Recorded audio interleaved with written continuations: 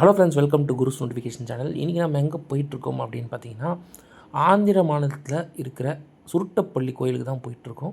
So இந்த கோயிலில் போய் சிவனை வழிபட்டுட்டு வரலாம் அப்படின்னு சொல்லிட்டு தான்.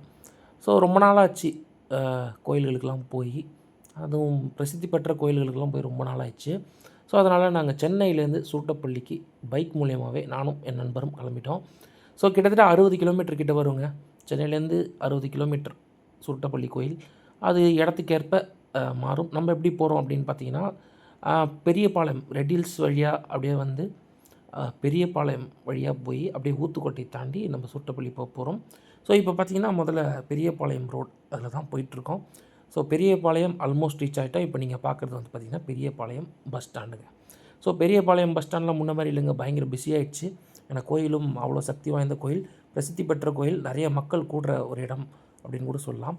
ஸோ எங்களால் கோயிலோட ஒரு கோபுரத்தை மட்டும் அப்படியே கேப்சர் பண்ண முடிஞ்சது வண்டியில் போகும்போது. ஸோ அந்த கேப்சர் மட்டும் உங்களுக்கு காட்டுறேன் இப்போ. ஸோ நாங்கள் போன டைமில் பெரியபாளையம் பக்கம் செம்ம கூட்டம். காலைல கிட்டத்தட்ட ஒரு 6-6:30 இருக்கும் இந்த பக்கம் கிராஸ் பண்ணும்போது.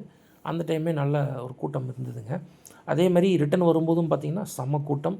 பெரியபாளையம் சண்டே டைமில் செம்ம கூட்டம் இருக்குங்க. நாங்கள் சண்டே போனோம். ஸோ அதனால் அதையும் சொல்லிடுறேன். சண்டே டைமில் பெரியபாளையமில் கூட்டம் அதிகமாக இருக்கும். ஸோ அப்படியே பெரியபாளையத்தெல்லாம் தாண்டி ஊத்துக்கோட்டை ரோடை பிடிச்சிரும். ஸோ போகிற வழி எங்குமே பார்த்திங்கன்னா நிறைய சின்ன சின்ன கடைகள், நிறைய பச்சை பசேல்னு நிறைய இடங்கள் பார்த்தோம். அந்த ஃபுட்டேஜ்லாம் வச்சுருக்கேன். இப்போ பெரியபாளையம் கோயிலோட கோபுரம் அதான் பார்க்குறீங்க. ஸோ காலையிலே நல்ல கூட்டம், அதெல்லாம் நல்ல பனியாகவும் இருக்குது இப்போது. அந்த மாதிரி சீசனில் தான் நாங்கள் போனோம். ஸோ இந்த சுருட்டப்பள்ளி ஏன் ஃபேமஸ், ஏன் சுருட்டப்பள்ளின்னு பேர் வந்தது, அங்கே எந்த கடவுள் ஃபேமஸ் அப்படிங்கிறதுலாம் நான் இனிமேல் சொல்ல போகிறேங்க.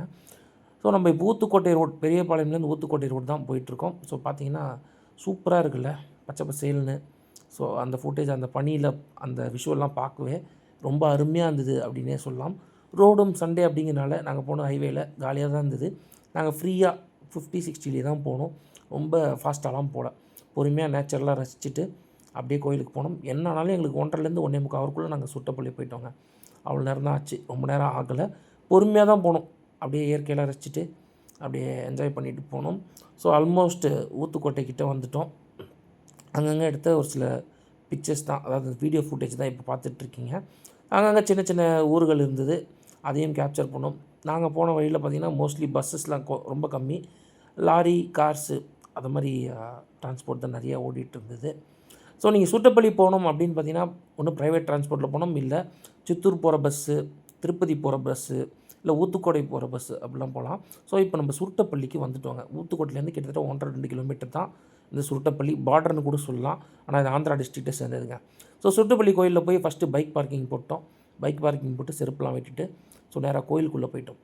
இந்த கோயிலில் ஒரு ஃபேமஸான விஷயம் என்ன அப்படின்னா, இங்கே சிவனோட பிரசித்தி பெற்ற ஒரு கோயில் தான் சுருட்டப்பள்ளி. இந்த கோயிலில் வந்து பார்த்திங்கன்னா, சிவன் வந்து எப்படி இருப்பார்னா, ஒரு ஸ்டோரி ஒன்று இருக்குது. சிவன் வந்து கைலாசத்துக்கு போகும்போது ரெஸ்ட் எடுக்க ஒரு இடத்துக்கு வந்தார். அந்த இடம் வந்து சுருட்டப்பள்ளி அப்படின்னு சொல்லுவாங்க. இங்கே வந்து பார்வதி தாயார் அவங்க மடியில் வந்து சிவன் வந்து ரெஸ்ட் எடுத்த டைமில் இந்த இடத்துக்கு வந்தார் அப்படின்னு சொல்லுவாங்க. ஸோ அதனால் இங்கே பார்த்தீங்கன்னா சிவன் வந்து அந்த ரெஸ்ட் எடுக்கிற மாதிரியே தான் இருப்பார், பார்வதி தாயார் மடியில். ஸோ அந்த மாதிரி தான் இருப்பாங்க. ஸோ அந்த மாதிரி ஒரு கோயில் சுருட்டப்பள்ளி சிவன் கோயில் வந்து பார்த்திங்கன்னா, இங்கே நாங்கள் போகும்போது ஒரு குரங்கு வந்து அழகாக கிடச்சதெல்லாம் சின்ன சின்ன விஷயங்கள்லாம் சாப்பிட்டுட்டு இருந்தது. குரங்கு நிறையா இருக்குங்க சுருட்டப்பள்ளியில். இந்த கோயிலுக்கு வந்து என்ன பேர் அப்படின்னு கேட்டிங்கன்னா, பள்ளி கொண்டீஸ்வரர் கோயில் அப்படின்னு சொல்லுவாங்க. ஸோ சிவன் வந்து படுத்துட்டு, தாயார் மடியில் படுத்துட்டு இருக்கிற மாதிரியே தான் இருப்பார் அங்கே போகும்போது. ஸோ குரங்கு பண்ணுற சேஷ்டியெல்லாம் பார்த்துட்டு ஸோ அப்படியே நாங்கள் கோயிலுக்குள்ளே பொறுமையாக போக ஆரம்பிச்சிட்டோங்க. ஆனால் அந்த குரங்கு வந்து எவ்வளோ அழகாக என்னென்ன விஷயங்கள் பண்ணுதுன்னு பாருங்கள். ஸோ அப்படியே நம்ம பொறுமையாக கோயிலுக்குள்ளே போக ஆரம்பிக்க போகிறோம். ஸோ கோயிலுக்குள்ளே போனீங்கன்னா அங்கே வந்து ஒரு அம்மா குரங்கு, அதே மாதிரி காலையில் வந்து அங்கே கோபூஜை பண்ணுவாங்க அப்படின்னு சொல்லப்பட்டது. ஸோ நாங்கள் போன டைமில் கோபூஜை பண்ணிகிட்டு இருந்தாங்க. அந்த சின்ன ஃபுட்டேஜ் வச்சுருந்தோம். ஸோ தரிசனம் பார்த்திங்கன்னா 50 ரூபா டிக்கெட்டு, 10 ரூபா டிக்கெட்டு, அப்புறம் இலவச தரிசனம் அப்படின்னு எவ்வளோ பெரிய மரம் பார்த்திங்களா. ஸோ அதெல்லாம் தாண்டி தான் நம்ம இப்போது தரிசனத்துக்குள்ளே போயிட்டுருக்கோங்க.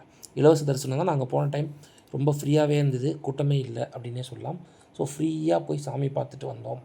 போனோம், ஒரு 10 நிமிஷத்தில் சாமி பார்த்தாச்சு. முதல்ல அம்மன் துர்கை அப்படின்னு சொல்லுவாங்க. ஸோ அவங்கள பார்த்துட்டு நேராக வந்து பள்ளி கொண்டீஸ்வரர் சிவன், பார்வதி தாயார் இவங்க 2 பேரையும் பார்த்துட்டு அப்படியே நல்ல தரிசனங்க எங்களுக்கு. தரிசனத்தெலாம் முடிச்சுட்டு கோயில் கோபுரத்தை ஒரு ஃபுட்டேஜ் எடுத்தாச்சு. கோயில் பார்த்திங்கன்னா நாங்கள் போன டைமில் ரொம்ப காலியாக இருந்தது. அதுக்கப்புறம் ஒரு செட் ஆஃப் ஸ்கூல் ஸ்டூடெண்ட்ஸ்லாம் வந்திருந்தாங்க. அவங்களாம் வந்து சாமி கும்பிட்டுட்டு இருந்தாங்க. ஸோ இந்த மாதிரி ஒரு ஃபேமஸான கோயில்.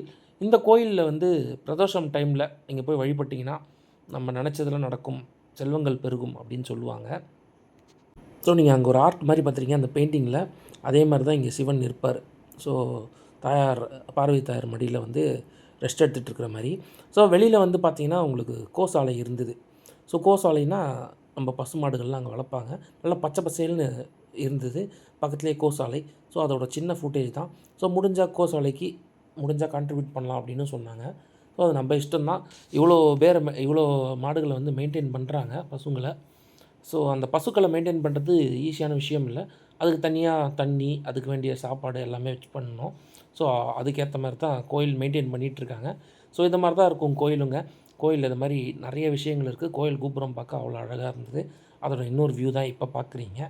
ஸோ எல்லா சாமியெல்லாம் பார்த்துட்டு பொறுமையாக நாங்கள் கோயிலை விட்டு வெளியே வந்துட்டோம். வெளியே வந்தால் அந்த நந்தியை நான் சொன்னேன்ல ஸ்டூடெண்ட்ஸ்லாம் வந்திருந்தாங்கன்னு, அந்த ஸ்டூடெண்ட்ஸ் இருக்கிற அந்த ஃபுட்டேஜ் தான் பார்க்குறீங்க. ஸோ ஃபைனலாக ஒரு நந்தி ஃபுட்டேஜ் ஒன்று கிடச்சிது. ஸோ நந்தியோட நாங்கள் என்னோடய சுருட்டப்பள்ளி பயணத்தை முடிச்சுக்கிட்டோங்க. ஸோ ரொம்ப சூப்பரான டிவைனாக ஒரு பிளெஸ்டான ஒரு ட்ரிப்பாக எங்களுக்கு இது அமைஞ்சுது. காலையில் ஒரு 6 கிளம்புனோம். 6 அப்படி கிளம்பிட்டு ஒரு 11:20 நாங்கள் ரிட்டர்ன் ஆகிட்டோம் சென்னைக்கு. ஸோ நீங்கள் கண்டிப்பாக பிளான் பண்ணுங்கள். சென்னையில் இருந்தீங்கன்னா கரெக்டாக பிளான் பண்ணிங்கன்னா சீக்கிரம் போய்ட்டு வந்துடலாம். நீங்கள் போயிருந்தீங்கன்னா உங்கள் எக்ஸ்பீரியன்ஸையும் ஷேர் பண்ணுங்கள். தேங்க்ஸ் ஃபார் வாட்சிங்.